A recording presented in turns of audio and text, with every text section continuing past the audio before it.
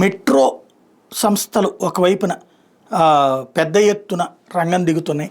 వాటికి కూడా ఇప్పుడు కరెంటుతో వాడుతున్నారు. కానీ పెట్రోల్ డీజిల్ వెహికల్స్ వైపుకి మనం పెంచి పోషిస్తున్నాం, కానీ దాన్ని తగ్గించాలని చూస్తున్నాం. కానీ ఎలక్ట్రిక్ వెహికల్స్కి వచ్చేటికి ఇంకా ఛార్జింగ్ పాయింట్లు ఇవన్నీ టైం తీసుకుంటుంది. మార్పు అయితే ఆరంభమైపోయింది. గతంలో 1% నుంచి ఇప్పుడు దాదాపు 10-15% దాకా ఎలక్ట్రిక్ వెహికల్స్ వాడకం ప్రారంభమైపోయింది.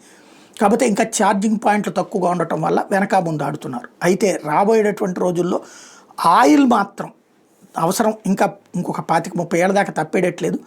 ఇరాన్ తాజాగా భారత్కి ఆఫర్ చేస్తుంది, తక్కువ రేటుకి ఇస్తాం, బియ్యం ఇస్తే తీసుకుంటాం, డబ్బులు ఇస్తే రూపాయల్లోనే తీసుకుంటాం అన్నటువంటిది.